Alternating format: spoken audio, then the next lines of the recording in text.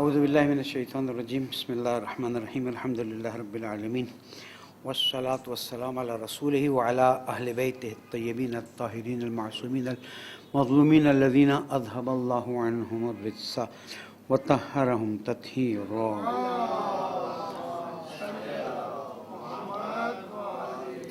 السلام علیکم ورحمۃ اللہ وبرکاتہ۔ ہماری گفتگو سورہ قاف میں آیت نمبر 33 سے اب آگے بڑھیں گے انشاءاللہ۔ من خشی الرحمن بالغیب وجاء بقلب منیب، اور جو خشیت رکھتا ہے رحمان کے سلسلے میں بالغیب، جبکہ وہ دیکھ نہیں سکتا ہے، اس کی آنکھوں میں 5 سینسز اس کو محسوس ہی نہیں کر سکتے، وجاء بقلب منیب، اور ایک ایسے دل کے ساتھ آتا ہے کہ جس کو اللہ کی طرف رجوع کرنے کی خواہش ہوتی ہے۔ کل میں نے غیب کو بیان کر دیا تھا اور عرض کیا تھا خشیہ کو ہم تھوڑا سا آج ڈسکس کریں گے۔ خے شین یہ من خشی الرحمن۔ خشیہ کے ویسے تو معنی اس طرح سے دیے جاتے ہیں کہ انسان جب کسی چیز کے سامنے طاقت کو دیکھ کر جھک جاتا ہے، طاقت کو دیکھ کر جھک جاتا ہے، اس کو اور پازیٹیو معنی میں لیا جاتا ہے۔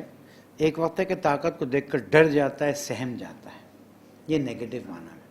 لیکن طاقت کو دیکھ کر جھک جائے، تسلیم ہو جائے، یا دلیل کے سامنے کہ ہاں یہ آپ کی بات تو دلیل والی ہے تو وی ایکسیپٹ اٹ، تو وہاں پر وہ خشیت کے معنی میں آتے ہیں۔ ہم یہاں پر خشیت کے معنی تھوڑا سا ڈیپ میں جا کر دیکھیں تو یہ کہ جب انسان اللہ سبحانہ و تعالیٰ کی عظمت کو دیکھتا ہے تو اس کے اندر ایک تواضع کی حالت آتی ہے، انکساری کی حالت آتی ہے۔ ہم نے ائمہ معصومین کو نہیں دیکھا لیکن واقعات سنے ہیں، لیکن ہم نے اپنے مراجع تقلید کو دیکھا ہے، علماء کو دیکھا ہے کہ جتنی شخصیت بڑی ہوتی جاتی ہے اتنا ہی تواضع ان میں بڑھتا جاتا ہے۔ یہ جو تواضع کی حالت ہے یہ بناوٹی نہیں ہوتی ہے، یہ خود انسان کے اندر پیدا ہوتی ہے اور جس کی وجہ سے وہ تسلیم کی حالت میں آ جاتا ہے۔ تو یہاں پر بھی اللہ سبحانہ و تعالیٰ فرما رہا ہے من خشی الرحمن۔ ایک تو ہے کہ من خشی الرب نہیں کہا، من خشی اللہ نہیں کہا، من خشی دوسرے الفاظ استعمال نہیں کیے، رحمان استعمال کی ہے۔ اور رحمان اور رحیم کے جو صفتیں وہ اللہ تعالیٰ کو اتنی پسند ہیں کہ اس نے بسم اللہ الرحمن الرحیم میں وہی استعمال کیے تاکہ انسان اللہ سبحانہ و تعالیٰ کی رحمتوں کی طرف توجہ کرے اور اللہ سبحانہ و تعالیٰ کی رحمتوں پر زیادہ جائے۔ اس لیے کہ آپ دیکھیں کہ اللہ تعالیٰ نے اپنے غصے کی نشانیوں کو کم رکھا ہے، اللہ تعالیٰ نے اپنی ناراضگی کی نشانیوں کو کم رکھا ہے۔ اللہ تعالیٰ نے بے شک جہنم کو بیان کیا ہے، سختیوں کو بیان کیا ہے، لیکن اللہ سبحانہ و تعالیٰ نے اپنی رحمانیت اور رحیمیت کی صفت کو سب سے زیادہ پرائرٹی دی ہے۔ کیوں؟ اس لیے کہ انسان جب ڈر جاتا ہے تو وہ کسی کام کا نہیں رہتا، اس کے ہاتھ پیر پھول جاتے ہیں، وہ گھبرا جاتا ہے کیا کرنا ہے کیا نہیں کرنا ہے۔ کیونکہ جب انسان تسلیم ہوتا ہے دلیل کے سامنے، تسلیم ہوتا ہے کسی پاورفل، مثلا بہت سمپل سی بات ہے، آیت العظمہ خامنہ کی ملاقات کے لیے ہم گئے، وہ بھی ایک انسان تھے، وہ بھی ایک آدمی تھے، لیکن ایک ہمارے اندر حالت پیدا ہوئی کہ نہیں اس وقت یہ ولی فقیہ ہیں، اس وقت یہ مرجع تقلید ہیں، اس وقت وہ ہیں، تو کوئی ہم ان سے ڈرے نہیں، لیکن ایک رسپیکٹ کی حالت، یا میں اپنے استاد کے سامنے جب بھی جاتا ہوں ایک رسپیکٹ کی حالت آ جاتی ہے۔ یہ مثال انسانوں کی صرف سمجھانے کے لیے، ورنہ کجا انسان و کجا رب العزت۔ تو خشیت رحمان کی جب ہمارے اندر آئے تو اس میں امید بڑھ جاتی ہے۔ اس نقطے کو یاد رکھیے، خشیت رحمان کی جب ہوگی تو امید بڑھ جائے گی، اور جب امید بڑھ جائے گی تو آج مجھے کسی نے واقعہ سنا ہے، مولانا عابد العرفانی سے بیٹھے، انہی چیزوں پہ ظاہر ہے بات ہوتی رہتی ہے، ان کا بھی ہم نے آن لائن دوپہر کا ایک درس رکھا ہوا زہرا اکیڈمی کے ویب سائٹ پہ بھی اور فیس بک پہ، سوشل میڈیا پہ سنیے، آقا عابد الرضا عرفانی کی وہ دروس بھی بہت ہی مفید اور مفید۔ تو وہاں پر یہی بات آئی کہ فلاں کو یاد ہے 20-21 साल पुरानी बात निकाल ली।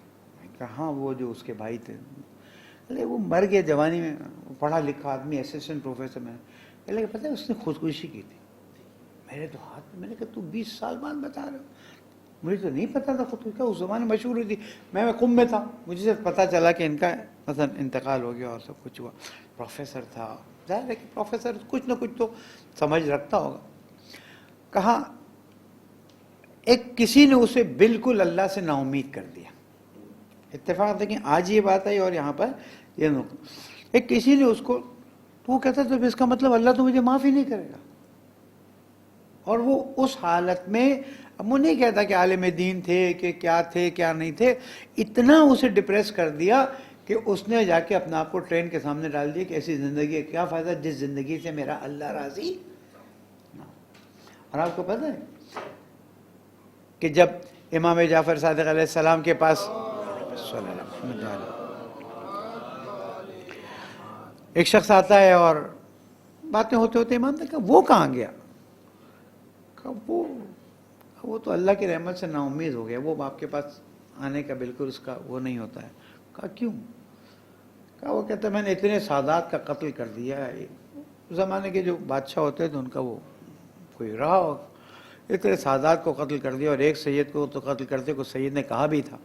ये उसकी बात नकल कर रहा है इमाम से, क्यों सादात को कत्ल कर रहे, रसूल अकरम को क्या मुँह दिखाएगा? उसने कहा मैंने कत्ल तो उसको कर दिया, लेकिन उसके बाद उसका वो जुमला मेरे जहन में इतना खटकने लगा कि मैं अल्लाह की रहमत से नाउम्मीद हो गया। इमाम ने फरमाया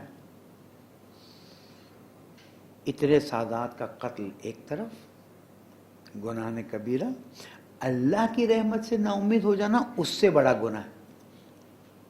तो अब हमें अपने आप को इस बारे में तैयार करना होगा। कोई हमारे अमाल ऐसे नहीं है कि हम इसको प्रेजेंट कर सकें, कोई हमारे अमाल ऐसे नहीं, ये फीलिंग तो आनी चाहिए। अच्छे काम करते जाएं और ये फीलिंग रहे कि ये किस काबिल होंगे, लेकिन बहरहाल जितनी हमारी ताकत है हम करें। जब हम कर लें तो फिर मासूम क्या फरमाते हैं, बल्कि मेरे मौला आमीन सलाम ने क्या फरमाया कि जब तुम अमल करो तो अल्लाह से अज्र की उम्मीद रख के अमल करो, वरना बहुत चलें आपकी आप बात नहीं करते, मैं अपनी तो बात कर सकता हूँ। मेरे अमाल की अगर अल्लाह ताला ने क्रॉस सेक्शन किया या डिसेक्शन किया, अल्लाह मुझे माफ़ करे, कुछ भी नहीं बचने वाला। एक नमाज की तकबीरतुल एहराम भी नहीं बचने वाली, कि वहाँ पर भी तो तू मेरा ख्याल नहीं करता था, अल्लाह अकबर कह रहा है, तेरा दिमाग कहीं और है। लेकिन उन तमाम खामियों कोताहियों जो भी आपके, उसके बावजूद भी अल्लाह ये फरमाता है कि मेरे बंदे इन्नी अनल गफूर रहीम, मैं गफूर का मतलब है बहुत ज़्यादा, गफ्फार के माने भी बहुत ज़्यादा और गफूर के माने भी बहुत ज़्यादा, यानी इतना एक्सेस कि आप उसको इमेजिनेशन में नहीं ला सकते। तो अल्लाह सुब्हानो ताला किसी इंसान को, एक जिसने फैसला कर लिया है उसका कुछ नहीं कर सकते। फिरौन था, फैसला कर लिया कि मैंने अल्लाह को मानना ही नहीं, अबू लहब, अबू जहल वगैरह वगैरह वगैरह। लेकिन हम तकब्बुर के उसमें नहीं कहते, आजिज़ी के उसमें कहते हैं, पलने वाले उनकी तरह तो नहीं है हम, लेकिन जो तू चाहता है वैसा भी नहीं है। अब इन दोनों के बीच में हम क्या करें? हम अपनी कोशिशें करते जाएं और अल्लाह ताला की बारगाह में उम्मीद लगाते जाएं। तो ये जो है ना, मन खशियर रहमाना बिल गैब, एक उसके अंदर खशियत होनी चाहिए। खशियत यानी तवाज़ो की हालत। अभी कल्ब की बात में आता हूँ, तवाज़ो की हालत। तवाज़ो की हालत में कोई इंसान जितनी अच्छाई करता जाए उतना ही उसे ये एहसास होता जाए कि ये किसी काबिल नहीं। देखें बैलेंस है, एक तरह से ये किसी काबिल नहीं है, दूसरी तरफ से अल्लाह, तू तो अल्लाह है ना, तू तो रहमान है, तू तो रहीम है, तुझे इससे क्या फ़र्क पड़ने वाला है? देखें ये जो जुमला मेरा है ना, तुझे इससे क्या फ़र्क पड़ने वाला है। हो सकता है कोई उड़ के कहे भाई उससे कोई फ़र्क नहीं पड़ने वाला है, तो हम छोड़ दें सब कुछ। हमें बैलेंस करके चलना है, जैसे वो रस्सी पे चलते हैं ना कि लकड़ी पकड़ के, अब आजकल तो बगैर लकड़ी के भी चल रहे हैं, वो बैलेंस करके चलते हैं। हमें बैलेंस करके चलना है कि जो भी है, जैसा भी है, टूटा फूटा, काबिल कबूल है, काबिल कबूल नहीं है, ہمیں ان تمام چیزوں کو کر کے اللہ تعالیٰ سے یہ امید لگانی ہے. یہ پالنے والے کوشش کی ہے، انسان ہیں، ابھی چیزیں آئیں گی، لیکن امید تجھ سے لگا کے بیٹھے ہیں، تیرے سامنے خشیت کی حالت میں آئے ہیں، عاجزی کی حالت میں آئے. پالنے والے تیرے سامنے عاجزی کے ساتھ کیسے آئیں؟ جواب آئے گا میرے سامنے عاجزی کی حالت میں آنا ہے، میرے بندوں کے سامنے عاجزی کے ساتھ آؤ. وہ میری طرف سے تمہارے پاس حجت ہے زمین پر. اور جتنا اللہ کے دیکھیں، عاجزی ایک چیز ہے، ذلیل ہونا دوسری چیز ہے. ذلیل ہونے کی مومن کو اجازت نہیں، لیکن عاجزی جو ہے وہ تقوی کے عروج کی طرف جانے کا ایک راستہ. جتنا انسان، اور عاجزی نہیں کہ ظاہری طور پر دکھا دے کپڑے جو ہیں وہ بالکل پھٹے پرانے، آگے پیچھے ایسے جیسے کچھ غریب آدمی ہے، فقیر آدمی ہے مالدار آدمی ہے. نہیں، عاجزی انسان کے اندر کی حالت ہے جس کا اظہار خود بخود ہونا شروع ہو جاتا ہے.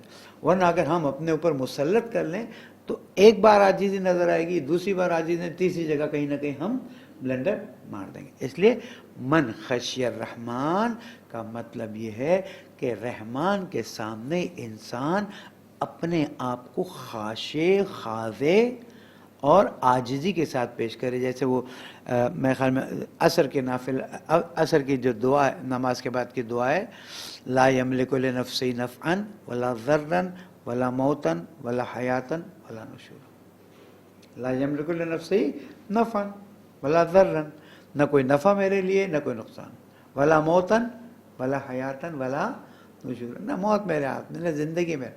کس کے ہاتھ میں موت ہے؟ ایک سیکنڈ یہاں سے وہاں نہیں پہنچ سکیں گے، گر جائیں گے. تو پہلے والے ہمارے پاس کچھ نہیں، ہم تیرے بندے ہیں. وہ ایک خشی الرحمن بالغیب ہو گیا، غیب یعنی اللہ سبحانہ و تعالیٰ کی تمام قدرتوں کے سامنے تسلیم ہوتے ہوئے.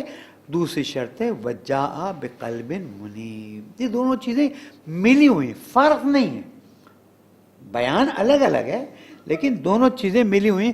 وجاء بقلب منیب. آج ہماری گفتگو قلب میں آ رہی ہے، اور قلب کا وہ عنوان ہے جس پہ بڑی گفتگویں رہی ہیں اور بڑی باتیں رہی ہیں. اور ہم خود قرآن مجید میں بھی دیکھتے ہیں تو تقریباً اللہ بھلا کرے سافٹ ویئر بنانے والوں کا ہمارا کام اتنا آسان کر دیا. جب میں نے وہ کتاب، جو وہ اجتہاد کا مقالہ لکھا تھا، انسان پاک ہے، تو طہارت الانسان فی الشریعت الاسلامیہ، تو میرے خیال میں 3 مہینے لگے تھے مجھے وہ پورا اجتہادی آرٹیکل لکھنے میں. تو جب میں نے اپنے استاد کو دکھایا کہ کتنا ٹائم لگا، میں نے کہا 3-4 مہینے میں. لیکن ہمارے زمانے میں یہ سال لگ جاتا. کمپیوٹر آ چکا تھا اور اللہ نے توفیق دی ہوئی تھی، کمپیوٹر لے لیا تھا، سافٹ ویئر لے لیا تھا، کٹاکٹ ڈالتے تھے، حدیث ڈھونڈتے تھے، سند ڈھونڈتے تھے، صحیح ہے نہیں ہے، صحیح ہے نہیں ہے. تو الحمدللہ یہ اللہ تعالیٰ کی نعمت ہے. خاص کر آیت العظمہ گل پائگانی نے اپنے زمانے میں، جب کمپیوٹر کا تصور نہیں ہوتا، یہ جو ہمارے حوض علمیہ کے بارے میں تھوڑا سا تصور ہے نا کہ بالکل پرانے زمانے کی چیزیں، نہیں.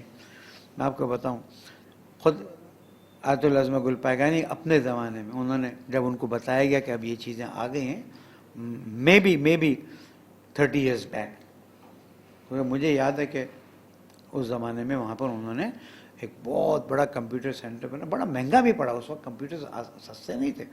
کہ نہیں، جو بھی ہے ابھی سے کام کرنا شروع کریں گے. انہوں نے، اس وقت مجھے یاد نہیں ہے، پتہ نہیں 40,000 کتابیں جو ہیں شیعہ سنی، کوئی کتاب 20 والیوم ہے، کوئی کتاب 10 والیوم ہے. اللہ رحمت کرے ان براج اعظام پر کہ جنہوں نے اپنے زمانے میں وہ کام کیا تھا. تو آج ہم اس سے فائدہ اٹھا رہے ہیں. مجھے I just wanted to know قلب قرآن مجید میں کتنی مرتبہ آیا. ہم نے اچھا یہ سافٹ ویئر ظاہر ہے عربی اور فارسی میں زیادہ ہیں، اردو اور انگلش میں ہے، لیکن اتنا آپ کے کام کے نہیں. تو یہاں پر فوراً آ گیا کہ قلب کا عنوان 168 بار آیا ہے، 48 سورہ میں ہے، اور 155 آیتوں میں، یعنی بعض آیتوں میں 2 مرتبہ آیا ہے. ہم آتے ہیں قلب کے عنوان کو، یاد نہیں رہا، تم کو بھجوا دوں. نہیں ہو، ہم سورہ بقرہ کی آیت نمبر 7 میں دیکھتے ہیں، ختم اللہ علی قلوبہم وعلی سمعہم وعلی ابصارہم غشاوہ ولہم عذاب عظیم. ختم اللہ، آج مجھے بہت افسوس ہو رہا ہے میں نے کیوں نہیں بھیجا. بہرحال ختم اللہ یعنی مور لگا دی اللہ نے. ختم مینس اسٹیمپنگ، جس کو ہم کہتے ہیں سیل کر دی دکان. ختم اللہ علی قلوبہم، اللہ تعالیٰ نے ان کے دلوں کو اسٹیمپ لگا دی. کس کے بارے میں بات کر رہے ہیں؟ منافقین کے بارے میں. ان کے دلوں پہ بھی مہر ہے، ان کے کانوں میں بھی مہر ہے، ان کی آنکھوں پہ بھی مہر ہے، اور ایک ایسا گھنا کالا اس کو کہتے ہیں نا سایہ ان پر چھا گیا ہے، اور ان کے لیے عذاب علیم ہے. دل پہ مہر لگنا ایک حالت ہے جس کے بعد انسان نور کو بھی سامنے دیکھے، اللہ تعالیٰ کی بڑی سے بڑی نشانی کو بھی سامنے دیکھے، اس پہ کوئی اثر نہیں ہوتا. اور یہ خطرناک ترین نشانیوں میں سے ہے کہ اللہ سبحانہ وتعالیٰ، پھر میری وہ بات 2 دن پہلے والی ذہن میں رکھیے، اللہ تعالیٰ جان بوجھ کر نہیں لگاتا. اللہ تعالیٰ جان بوجھ کر نہیں لگاتا ہے. میں اس کی مثال میں آج دے دیتا ہوں کہ استاد جو ہے وہ مارکس نہیں دیتا، شاگرد مارکس لیتا ہے. چلیں ہم کہتے ہیں کہ آج کل کے پیپر چیک کرنے والوں پہ ہو سکتا ہے میرا اعتراض آتا ہو یا آپ کا اعتراض آتا ہو. وہ جو ملٹیپل کوشچن ہم آن لائن کرتے ہیں اس میں تو کوئی استاد کی اور شاگرد کی بات نہیں ہے نا. آپ نے صحیح جواب دیا ٹک اس کا مارک آ گیا، غلط جواب دیا اس کا مارک کٹ گیا، نیگیٹو مارکنگ بھی ہوتی ہے. تو اسی طرح سے اللہ سبحانہ و تعالیٰ خود نہیں کہتا ہے اس کی شکل پسند نہیں ہے لگا نہیں. اللہ تعالیٰ جب دیکھتا ہے کہ کوئی اپنے آپ کو ایسی صورت میں پیش کر رہا ہے کہ اب وہ حق اور حقانیت کو قبول کرنے کے لیے تیار ہی نہیں ہے. اگر ہم فرعون کی مثال دیں تو بھی صحیح ہے، اگر ہم عمر سعد کی مثال دیں اور کربلا میں موجود یزیدی لشکر والوں کی مثال دیں تو بھی وہی. یعنی ہم روضہ امام حسین علیہ السلام کو دیکھ کر متقلب ہو جاتے ہیں، ہماری ایک خاص حالت ہو جاتی ہے. مدینہ پہنچ جائے اللہ سب کو نصیب کرے تو ایک خاص حالت ہو جاتی ہے. تو خود امام حسین کو اگر انسان دیکھ رہا ہو تو اس کی کیا حالت ہونی چاہیے. لیکن ڈریں اس وقت سے، اللہ نہ کرے کہ سامنے زمانے کے امام کھڑے ہوں اور استغفر اللہ ہم میں سے کوئی انکار کر رہا ہو. یا فی قلوب مرض فزادہم اللہ مرضا، وہ تھا دل جس پہ سٹیمپ لگی ہوئی ہے، یہ ہے وہ دل جو مریض ہو گیا ہے. مریض دل کی کیا حالت ہے؟ مریض دل حق اور حقانیت کو تسلیم کرنے کے لیے تیار ہی نہیں ہوتا. میں کھل کے تو مثال نہیں دے سکتا ہوں، لیکن بعض مرتبہ بعض ٹیلی ویژن چینلز پہ بیٹھ کر بعض لوگوں سے بات کرتے کرتے محسوس ہوتا تھا کہ یہ وہ لوگ ہیں کہ جو قرآن مجید میں اہل بیت کے ذکر کو پڑھتے ہوئے، سنتے ہوئے، سمجھتے ہوئے بھی قبول کرنے کے لیے تیار نہیں. یہ وہ لوگ نہیں جن پہ ختم اللہ علی قلوبہم، یہ وہ لوگ ہیں جو فی قلوبہم مرض فزادہم اللہ. بھائی تم نے اپنے آپ کو مریضی میں ڈال دیا نا. تم اہل بیت کو اگر اس طرح قبول کرنے کے لیے تیار نہیں ہو جس طرح سے ہمیں اللہ، اس کے رسول اور اہل بیت نے سمجھایا ہے، تو کم از کم قرآن مجید میں جو احترام آیا وہ تو دینا ہے نا، اس سے تو نیچے نہیں ہٹے. تو وہ کہتا ہے بس جیسے دوسرے اصحاب ہیں ویسے یہ ہیں، بس ان کو کیونکہ رشتہ دار تھے رسول اکرم کے اس لیے ان کو یہ حیثیت مل گئی. ہم کہتے ہیں نہیں، رشتہ دار ہونا اپنی جگہ پر ہے. رشتہ دار تو چچا تھے، حضرت عباس چچا تھے رسول اکرم کے، لیکن وہ مقام نہیں تھا جو مقام حضرت ابو طالب علیہ السلام کا تھا. حضرت ابو طالب علیہ السلام کا مقام اپنی جگہ پر ہے تو رسول اکرم کا مقام اپنی جگہ پر ہے. تو اسی طرح سے ائمہ معصومین کا مقام اپنی جگہ پر ہے. تو یہ ماننے کے لیے تیار نہیں تو فی قلوب مرض فزادہم اللہ مرضا ولہم عذاب علیم بما کانوا یکذبون. جب حقیقت کو جھٹلاتے ہیں تو پھر ان کے لیے، اگر ریورس کے لیے تیار نہیں ہے، جہنم کے لیے. یا سورہ بقرہ کی آیت نمبر 74 میں اللہ تعالیٰ فرماتا ہے ثم قست قلوبکم. پہلا دل کیا بتایا؟ جس پہ مور لگی ہوئی. دوسرا دل کیا بتایا؟ جو بیمار تھا. تیسرا دل کیا بتایا؟ قست قلوبہم. قلب قاسی آپ سمجھ لیں اینٹ، پتھر جو بالکل بھی ہلنے کے لیے تیار نہیں. ثم قست قلوبکم من بعد ذالک فہیا کالحجارۃ او اشد قسوہ، اللہ تعالیٰ فرماتے ہیں ان کے دل پتھر جیسے ہو گئے یا پتھر سے بھی زیادہ سنگ دل ہو گئے. مثال جناب زہرا سلام علیہ کے دروازے پر آ کے آواز دی جائے باہر بھیج دو علی کو ورنہ جلا دیں گے. ارے کون سے دروازے پہ آئے ہو؟ میں تو نہیں کہتا کچھ، کون سے دروازے پہ؟ یہ تو سوچو جس پہ رسول اکرم آ کر آئے تطہیر کی تلاوت کرتے تھے، سلام کرتے تھے. نہیں سمجھ آتی ہے؟ آپ کہتے ہو اختلافی ہے. عصر عاشور کربلا میں کیا حال، یعنی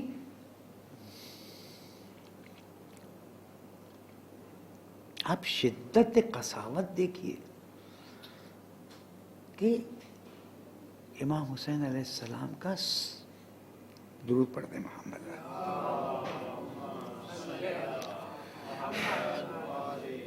یعنی ہمارے لیے کربلا پتہ نہیں کن کن چیزوں کی زندہ مثال بن جاتی ہے. اور پھر سر نیزے پہ، چلو سر نیزے پہ ڈال دیا، رسول کی نواسیوں کی چادریں، خیمہ جلنا. ثم قست قلوبکم من بعد ذلک، تو اللہ نے فرمایا یہ پتھر جیسے ہو گئے. پھر نہیں، پتھر جیسے نہیں، پتھر سے بھی معذرت زیادہ جو ہے یہ سنگ سے بھی زیادہ سخت ہو گئے ہیں. اسے کہ پتھر سے تو پھر بھی پانی جاری ہو جاتا ہے. آپ کے پیراڈائز پوائنٹ میں پانی لگتا رہا، پہاڑ کو لگتا رہا، اس سوراخ ہو کے پھر ساری چیز گر گئی. ان کے ہاں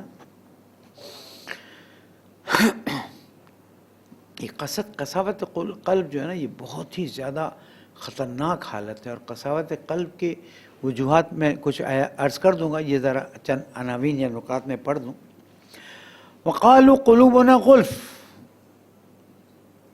یہ ہے سورہ بقرہ آیت نمبر 88 میں. یہ کیا کہتے ہیں کہ ہمارے دل پہ پردہ پڑ گیا. اللہ تعالیٰ فرماتا ہے بل لعنہم اللہ بکفرہم، تم دل پہ پردہ نہیں پڑا ہے، اللہ نے تمہیں. دیکھیں لعنت کے معنی بھی سمجھا دوں. لعنت کے معنی ہے جب میں کہتا ہے تجھ پہ اللہ کی لعنت، یزید پہ اللہ کی لعنت ہو، یعنی اللہ کی رحمت سے دور ہو جا. اللہ کی اس سے زیادہ بڑی بد دعا کیا ہوگی کہ اللہ کی رحمت سے دور ہو جا. ہمارے یہاں لعنت کے بہت ہی ایک ڈفرینٹ معنی لیے گئے، ٹھیک ہے، اس میں بھی ہمیں حرج نہیں ہے مفہوماً. اور اسی لیے وجہ سے جب لعنت کی بات آتی ہے تو بعض لوگ کہتے ہیں لعنت نہیں بھیجنی چاہیے. کچھ عرصے پہلے کوئی باہر سے مولانا بھی آئے تھے، لیکن نہیں لعنت نہیں بھیجنی چاہیے، اللہ کو یہ پسند نہیں ہے. اللہ تعالیٰ کیا فرماتا ہے بل لعنہم اللہ بکفرہم.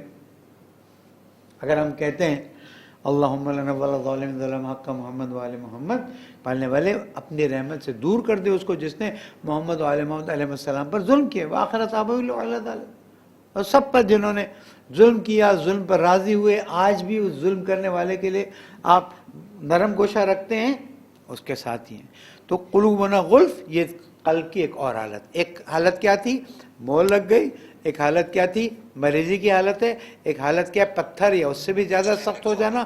اور اس کے بعد قلوبنا غلف، وہ کہتے ہیں ہمارا دل تو جو ہے وہ اس پہ پردہ چڑھ گیا، تو ہمیں یہ سب چیزیں سمجھ نہیں آتی ہیں. اللہ تعالیٰ فرماتا ہے کہ قلوبنا غلف ولف کی بات نہیں ہے، ہم نے تم پر لعنت کر دی ہے تاکہ تم ہماری رحمت سے دور ہو جاؤ. ایک درود پڑھ دیں محمد والے.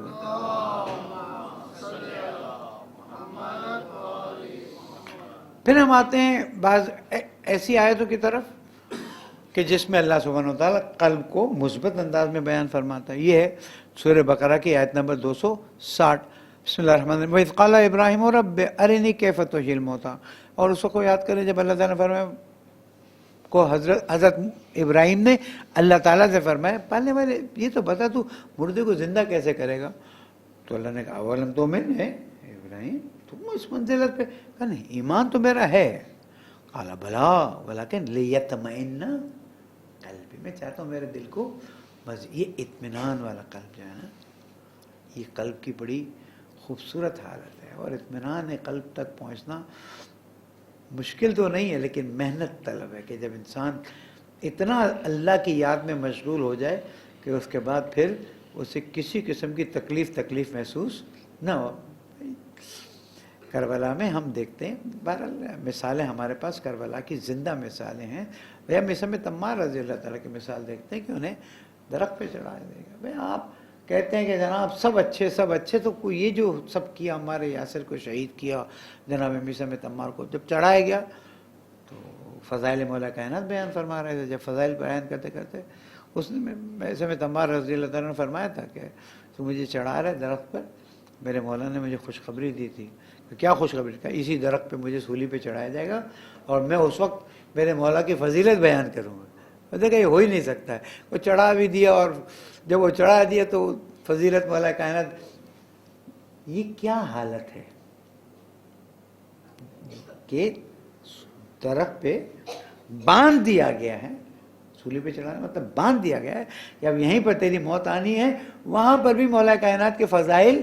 یہ وہ لوگ ہیں جن کو اللہ تعالیٰ نے جنت دنیا میں دکھا دی. یہ جنت ہے، یہاں تمہیں پہنچا دیا جائے گا. ہم اور آپ کا بھی یہی حال ہے. اگر ہم تھوڑا سا اللہ کی یاد میں اپنے آپ کو زیادہ مشغول کر دیں، اس کا مطلب یہ نہیں کہ دنیا کی ذمہ داریوں کو چھوڑ دیں. تو یہاں پر نہیں لے اطمئن قلبی، نہیں اللہ میں مانتا تو ہوں، بس میرا دل جو ہے نا تھوڑا سا مطمئن ہو جائے.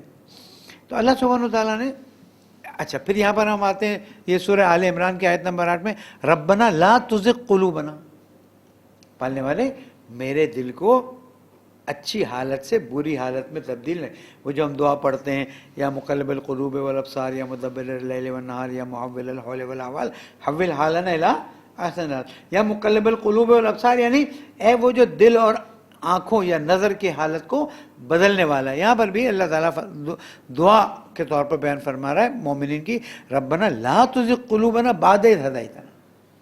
اب جب تو نے ہدایت دے دی ہے تو ہمیں بھی یہ دعا پڑھنی چاہیے، ربنا لا تزغ قلوبنا بعد اذ ہدیتنا وہب لنا من لدنک رحمہ انک انت الوہاب. کہ پالنے والے اب جب تو نے دے دی منیمم حالت پہ تو مینٹین کر لے. اور یہی میرے مولانا علیہ السلام نے فرمایا کہ دل کی الگ الگ حالتیں ہوتی ہیں. آپ بھی دیکھیے گا، کبھی آپ کا دل چاہے گا بہت زیادہ اچھے اعمال کریں، نماز پڑھیں، دعائیں پڑھیں، قرآن مجید کی تلاوت کریں، پھر کچھ دنوں بعد لو ٹائٹ آ جائے گی. دل کی بھی ہائی ٹائٹ اور لو ٹائٹ کی حالت ہوتی ہے. جب ہائی ٹائٹ ہے مولا فرماتے جتنا کر سکتے ہو کر لو، تاکہ جب لو ٹائٹ ہو تو منیمم پر تم کھڑے ہو جاؤ. اور جب کسی اچھے کام کو اپنے اندر اپنانے کی خواہش کرو تو مولا کائنات فرماتے ہیں کم از کم 40 دن اس کی پریکٹس کرو. کم از کم 40 دن اس پہ چلتے رہو، کرتے رہو. مثلا آپ نے ایک آج ارادہ کیا، اللہ کرے ارادہ کر لیں کہ اب جب بستر پہ جائیں گے، بستر پہ نرم نرم لیٹیں گے تو 100 مرتبہ شکرن للہ کہہ دیں گے. اٹ ٹیکس 3 or 4 minutes دل سے، باقی تو تیز مرنے تو 1.5 منٹ میں ہو جائے گا. ایک احساس کر کے. کیا احساس کرنا ہے؟ بستر نرم ہے، مثلا انشاءاللہ اے سی چل رہا ہے، مثلا انشاءاللہ نہ کوئی جیل میں جانے کا خطرہ ہے، نہ کوئی بیماری کوئی سامنے ہے، نہ کوئی اس وقت ایسی قرض کی صورت. یہ کاؤنٹ یور بلیسنگس. میں نہیں کہتا ساری گنتے جاؤ پوری رات گزر جائے، لیکن کچھ نہیں تو بولو پالنے والے صبح سے ابھی تک جتنا تو نے دیا اس کے لیے 100 پہ گزارا کرتا ہوں، زیادہ نہیں کر سکتا. اب دیکھیے آپ کی زندگی اتنی شیرین ہو جائے گی. 100 شکرن للہ اور 70 استغفر اللہ. 3 وظیفے آج بتا دیتا ہوں تاکہ ذہن میں رہے. نمبر 1، جب آپ اگر وضو کر سکتے ہیں تو مستحب ہے، بہت زیادہ مستحب ہے کہ جب مومن وضو کر کے سوتا ہے تو صبح تک جب وہ جاگتا ہے فرشتے اس کی طرف سے عبادت کرتے ہیں. نمبر 1. نمبر 2، جب آپ لیٹیں تو تسبیح جناب فاطمہ زہرا سلام اللہ علیہ ضرور پڑھیں، ضرور پڑھیں. محمد ایک اور بلند درود پڑھ دیں.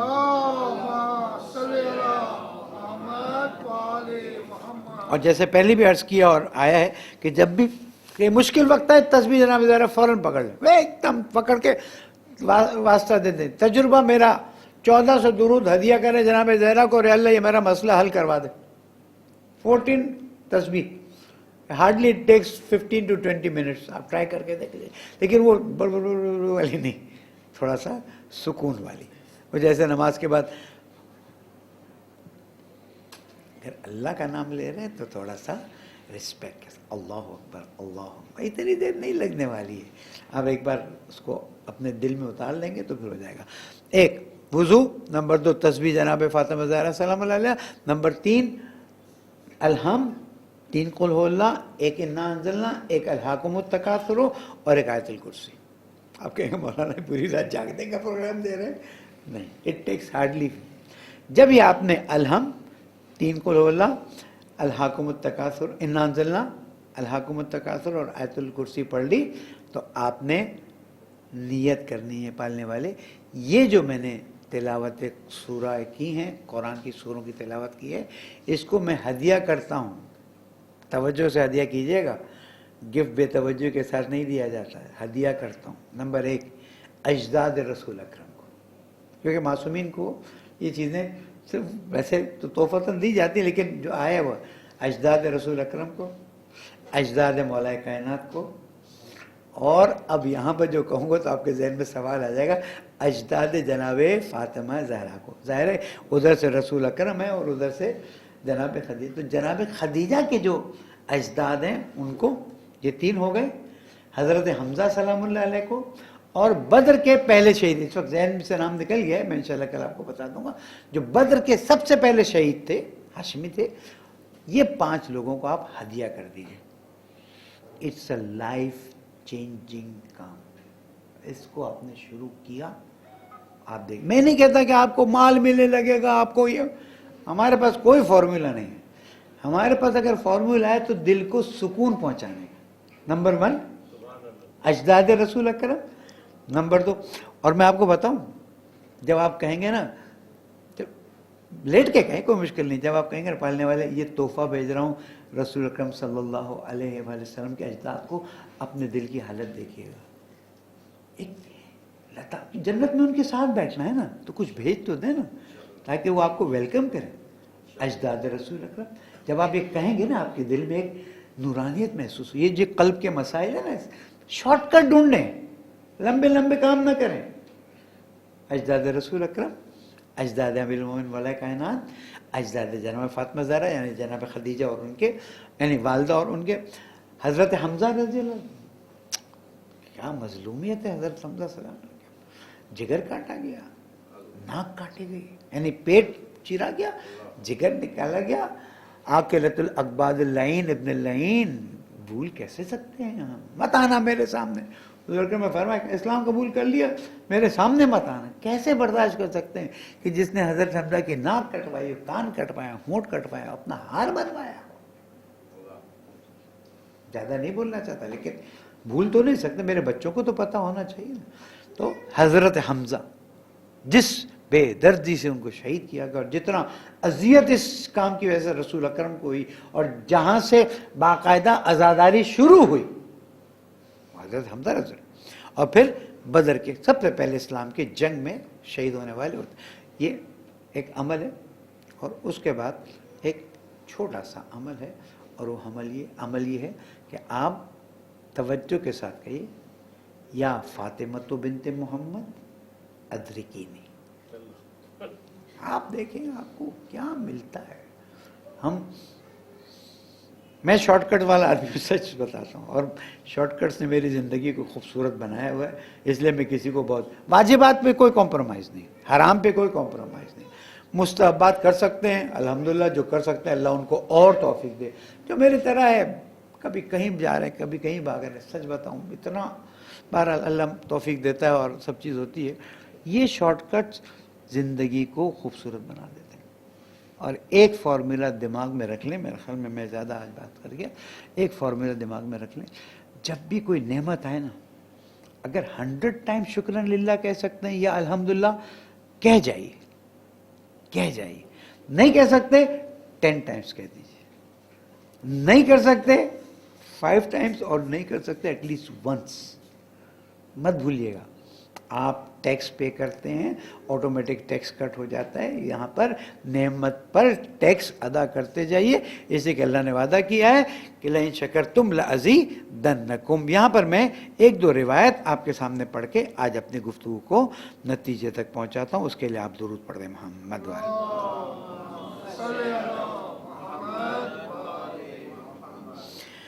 ये रसूल अकरम से रिवायत की है, और ज़ाहिरन इमाम मोहम्मद बाक़र अलैहिस्सलाम ने रिवायत फरमाई है अजदाद से रसूल अकरम तक।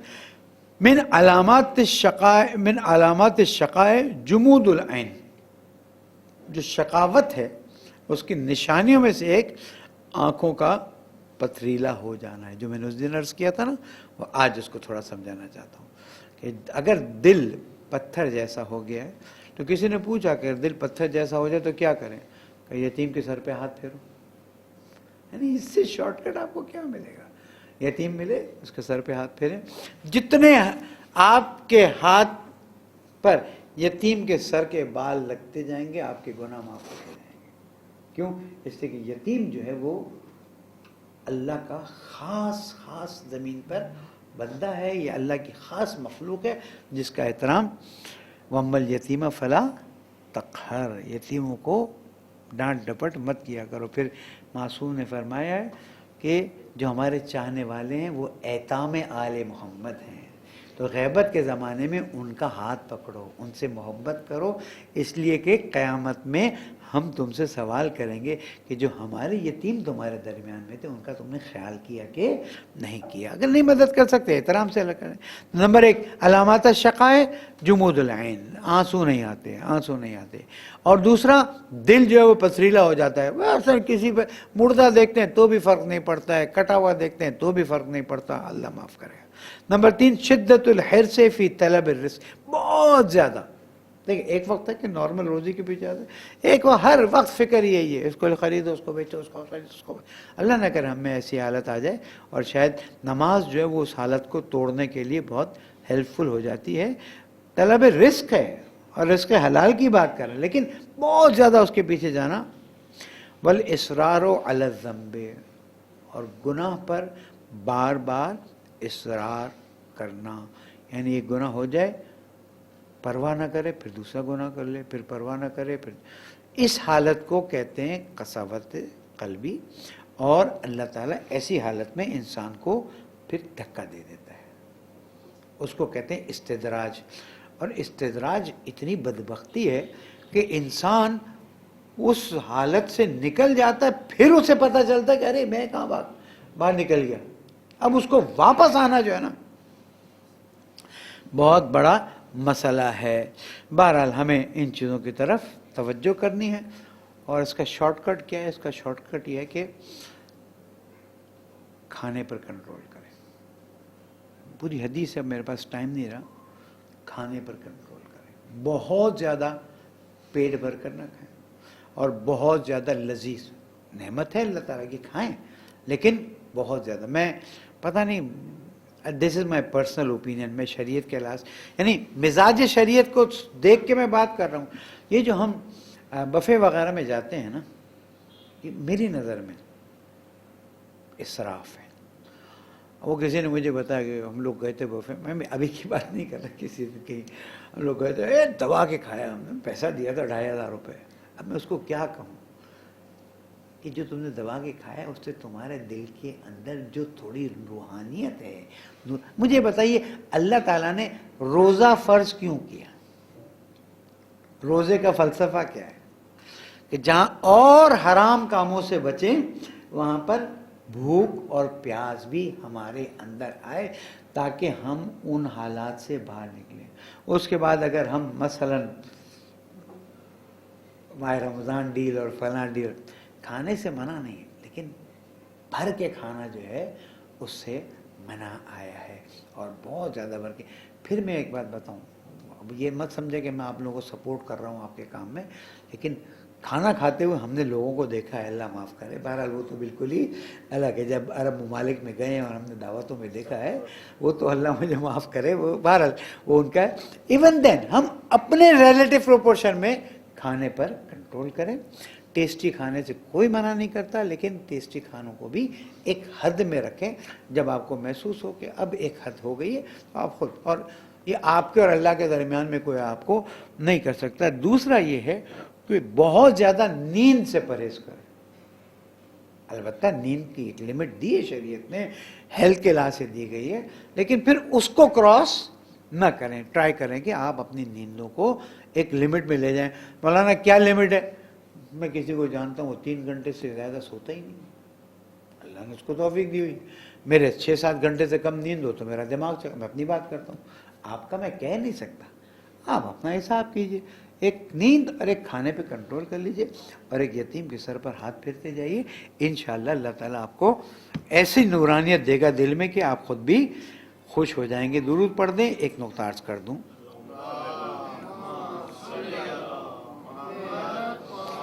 देखिए फिद्या, कफ़ारा और फितरा, ये 3 चीज़ें अलग अलग हैं। और सदका, सदका तो आप चलते फिरते निकालें, हमने यहाँ डब्बा रखा हुआ है, आपने डाल दिया, कोई मुश्किल नहीं, अपने घर में डब्बा रखा हुआ है, कहीं भी सदका जो मुस्तहब सदका है वो कभी भी कहीं भी किसी को भी दे सकते हैं और देते रहें, इसमें कोई दो बात भी नहीं, इसमें कुछ पूछने करने की भी ज़रूरत नहीं है। हत्ता जो इंसान मासूम कर जो बीवी बच्चों को वो दे खिलाता है कमा कर, वो भी सदका ही है, यानी अल्लाह की हक्कानियत की तस्दीक में वो खर्च कर रहा होता है। हमारे यहाँ सदक़े का मफ़हूम थोड़ा वो वाला हो गया है कि जो ज़रूरतमंद हो, गरीब, बहरहाल जब आप किसी मोमिन को अल्लाह की खुशनुदी खातिर तोहफ़ा देते हैं तो वो भी सदका उन्वान होता है। फ़िदिये का मेरी कैलकुलेशन बता रहा हूँ, फ़िदिया मैं 125 रुपीज़ सजेस्ट करता हूँ। 125 मेरी नज़र में, हालांकि लोग कहते हैं ज़्यादा होना चाहिए, फिर लोग कहते हैं कम होना चाहिए, मेरी कैलकुलेशन है। आपकी जो कैलकुलेशन या किसी और आलिम दीन की कैलकुलेशन हो वो अपनी जगह पर हो। 125 रुपीज़ फ़िदिया वो है कि पूरा साल रोज़ा नहीं रख सके, क़ज़ा किया नहीं रख सके, या ओल्ड एज हो गए नहीं रख सकते, जब माह रमज़ान ख़त्म हो जाए तो जितने रोज़े नहीं रखे हैं उसका फ़िदिया दे दें। जो बीमार थे या ख़ातून दूध पिला रही थी या प्रेग्नेंट थी और रोज़ा नहीं रख सकती थी और अगला साल भी रमज़ान आ गया तो वहाँ पर वो फ़िदिया अदा करेगी। वो क़ज़ा के मसाइल अलग हैं जो बाद में देगा। कफ़ारा क्या है कि जानबूझकर रोज़ा तोड़ दिया, अगर हराम से नहीं तोड़ा है तो 60 मिस्कीनों को 60 रोज़े रखे, 60 मिस्कीन को खाना खिलाए या ग़ुलाम आज़ाद करे। दो पहली और आखिरी चीज़ थोड़ी मुश्किल है, तो 60 मिस्कीनों को खाना खिलाए। एक मिस्कीन का अगेन आई कैलकुलेट 125 रुपीज़ और 60 के हिसाब से दे दें। हमारा क्योंकि जेल में इफ्तारी वगैरह भेजने का होता है तो आसानी हो जाती है कि वो मोमिनीन के हिसाब में काउंट हो जाते हैं और आसानी हो जाती है। वहाँ पर ये शर्त नहीं कि गुनाह ना करता, पता नहीं उसने गुनाह किया भी या कौम मिल्लत की खिदमत की वजह से बेचारा फंसा हुआ है। ये फ़िदिया हो गया, कफ़ारा हो गया, सदका मैंने आपको बता दिया। फ़ित्रे की आज कैलकुलेशन बता देता हूँ। आई थिंक कल परसों में एनवेलप्स भी अमानतन आपसे लेने के लिए आ जाएंगे। जो गंदम का देना चाहते हैं वो 405 रुपये हिसाब करें, जो चावल के देना चाहते हैं वो 675 हिसाब करें, जो खजूर का देना चाहते हैं वो 1350। अब मैं गोश्त का भी कहता हूँ, बाद लोगों ने इतराज़ किया था, फिर उलमा की एक टीम बैठी थी कि मैं से भी चंद साल पुरानी बात है कि मैं से भी गोश्त का फितरा निकाल दे। मैंने कहा मैं जानता हूँ लोग जो है वो उनकी आधी गज़ा गोश्त है, चाहे चिकन हो, चाहे फ़िश हो, चाहे मतलब मीट हो, व्हील हो, तो मैं कह देता हूँ हराम तो नहीं है ना।